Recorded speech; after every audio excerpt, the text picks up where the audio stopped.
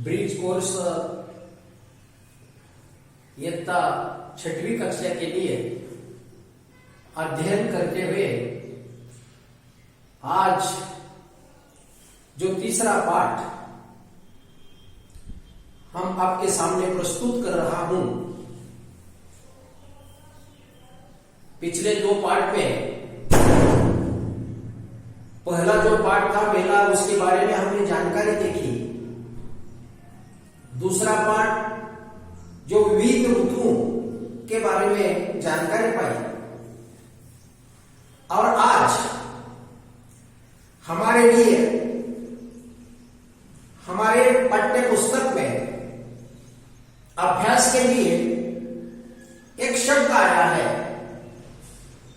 जिस शब्द का नाम है उपहार।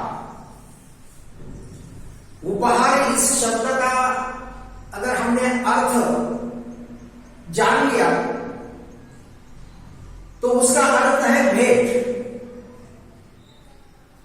हम अलग अलग प्रकार की भेंट हमारे मित्र को, हमारे साथियों को, शिक्षकों को उपहार के रूप में, भेंट के रूप में कुछ न कुछ दे देते हैं।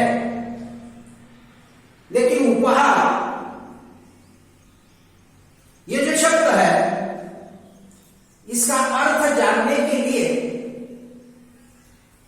भेंट, ये एक महत्वपूर्ण शब्द हमारे लिए मिलता है। लेकिन दूसरा जो शब्द है उपहार, उपहार, ये जो क है, इसके लिए काना दिया तो उसका अर्थ होता है नाश्ता। तो इस शब्द में हमें जानने की जरूरत है, उपहार और उपहार, इन दोनों में फर्क होता है। हमारे लिए 6वीं कक्षा के अध्ययन के लिए जो पाठ रखा है, जिसका नाम है उपहार, उपहार यानी भेंट। इस पाठ में हमें कौन सी सीख मिलती है, कौन सा हमें अध्ययन करते समय किस बातों का ज्ञान, किस बातों का विचार हमारे लिए मिलता है, इसकी ओर हमें प्रकाश डालने की जरूरत है। उपहार नामक जो पाठ है, इस पाठ में पहली जो सीख हमारे लिए मिलती है वह है नाम। नाम मराठी में नाम को हम जानते हैं, किसी व्यक्ति को हो, किसी गांव को हो, किसी रास्ते को हो, किसी देश का हो, किसी नदी का हो, कुछ न कुछ नाम दिया जाता है। लेकिन नाम को हिंदी में संज्ञा कहा जाता है। नाम को हिंदी में संज्ञा कहा जाता है। तो संज्ञा के बारे में पहली जानकारी हमें इस पाठ में मिलती है। अतः संज्ञा किसे कहते हैं? किसी व्यक्ति हो, किसी वस्तु हो, किसी गांव हो, किसी शहर हो, किसी नदी हो, किसी देश हो, इसको जो नाम दिया जाता है उसको संज्ञा कहा जाता है। संज्ञा के बारे में किसी को भी जो नाम हमें दे देते हैं उसे संज्ञा कहा जाता है। तुम्हारे पाठ में कुछ चित्र दिखाए हैं, घर का चित्र है, नदी का चित्र है, फल का चित्र है, पहाड़ का चित्र है, बौरे का चित्र है, चाबियां है, लोग है, दूध है, बुढ़ा है, मिठाई है।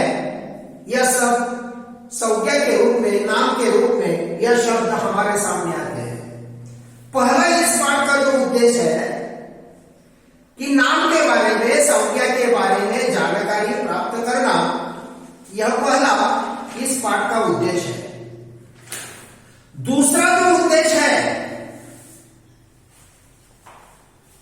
यह दूसरा उद्देश्य इस पाठ में, दूसरा जो उद्देश्य है ईमानदारी।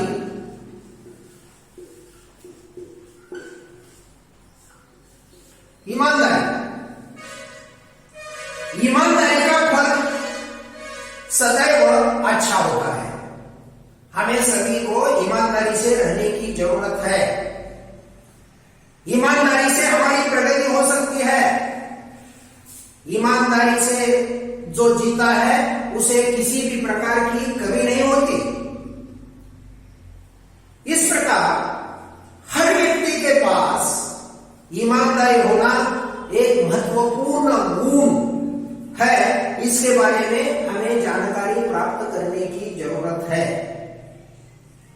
ईमानदारी का फल हमेशा के लिए अच्छा होता है। ईमानदारी मनुष्य के चरित्र निर्माण में एक महत्वपूर्ण नींव होती है। मनुष्य के जीवन में चरित्र निर्माण में ईमानदारी एक नींव यानी पाया कि मनुष्य का जीवन जीते समय ईमानदारी से अगर उसका जीवन उन्होंने जिया तो उसका जीवन अच्छी तरह से सफल हो जाता है, यशस्वी हो जाता है। इसके बारे में भी इस पाठ में जानकारी प्राप्त करने की जरूरत है। यह सीख, दूसरी सीख हमारे लिए यहां मिलती है। तीसरा जो है, तीसरी सीख हमारे लिए कौन सी है कि कौन सी भी बात, कौन सी भी गोष्ठ, कौन सा भी काम हमें रुचि और लगन से करने की जरूरत है। रुचि और लगन।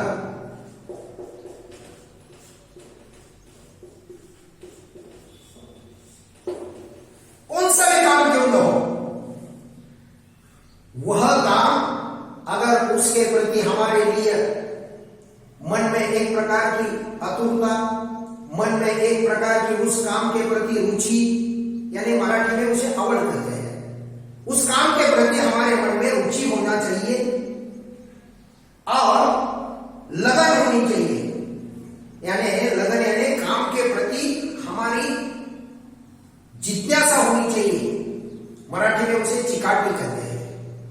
तो कौन सा भी काम क्यों न हो, वह हमारे लिए रुचिपूर्ण और लगन से करने की जरूरत है। यह तीसरी सीख हमारे लिए इस पाठ के माध्यम से मिलती है। तो मालूम है हम छोटे छोटे बच्चे हैं, तो छोटे होकर भी हमारे लिए कुछ न कुछ काम करने की जरूरत है। गृह उपयोगी वस्तु या गृह उद्योग के बारे में जानकारी प्राप्त करने के लिए हमें चौथी जो सीख है इस पाठ में कि गृह उद्योग के बारे में, गृह उद्योग छोटे होकर भी हम छोटे छोटे उद्योग हमारे घर में शुरू करने की एक जानकारी, एक हमारे मन में निर्माण करने की सीख इस पाठ के माध्यम से हमें मिलती है। और इसके साथ साथ इस पाठ में हमारे लिए कुछ पात्रों के माध्यम से कुछ पात्र आए हैं इस पाठ में। इस पात्रों को लेकर एक छोटी सी कथा, छोटी सी कहानी हमें बनाने की एक अवसर, एक मौका हमें यहां मिलता है। इस पाठ में पहला जो पात्र है जिसका नाम है ऋत्विक, एक प्रमुख पात्र है, मुख्य पात्र है।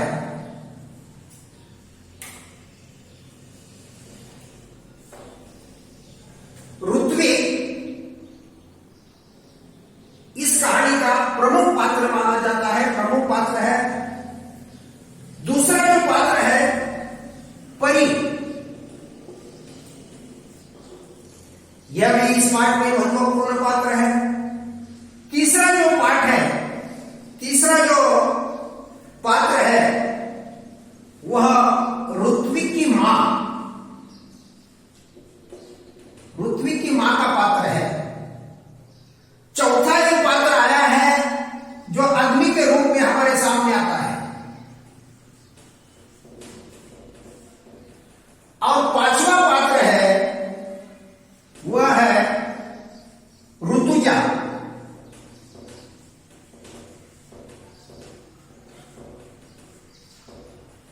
जो ऋत्विक की बहन है।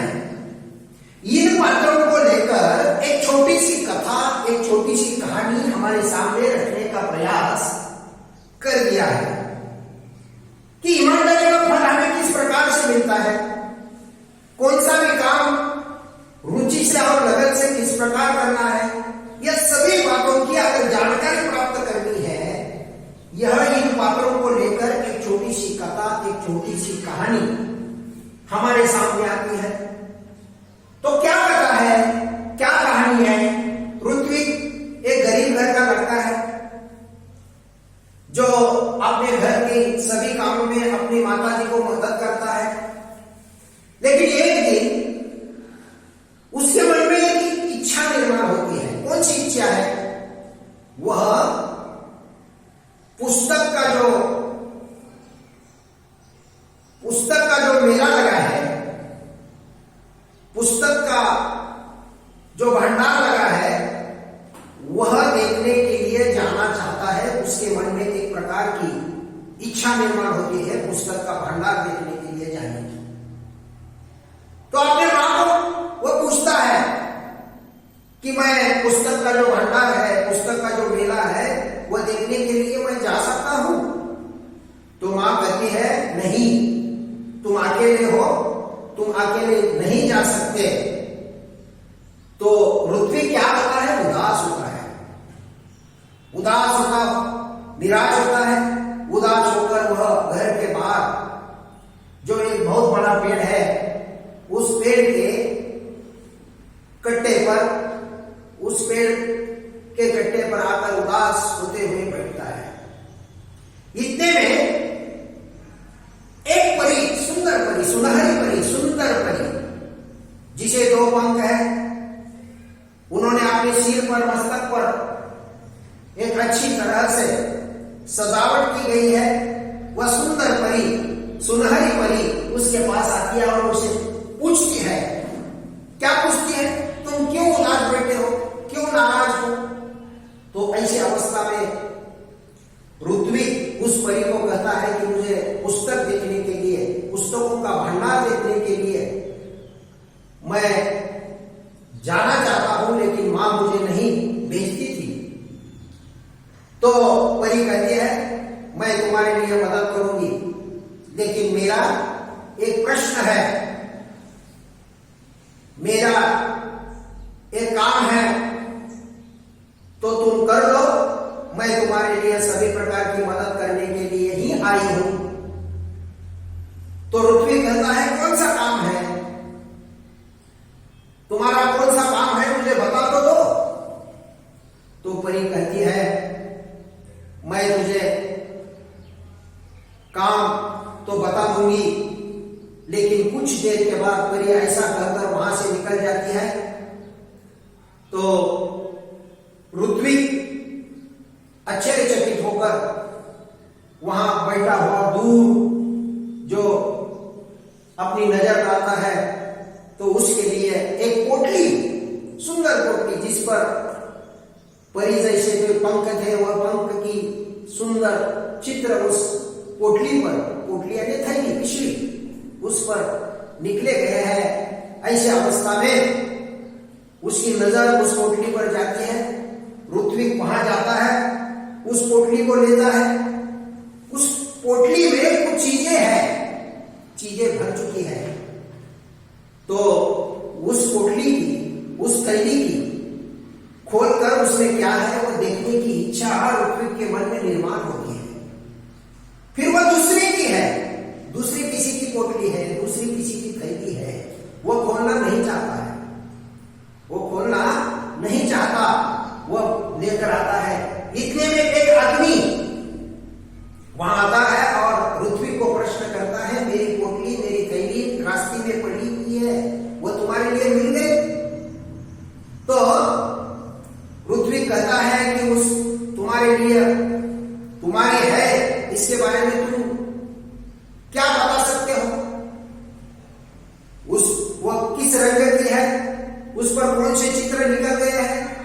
इसके बारे में सभी जानकारी ऋत्विक उस आदमी से लेता है और उसकी जो थैली है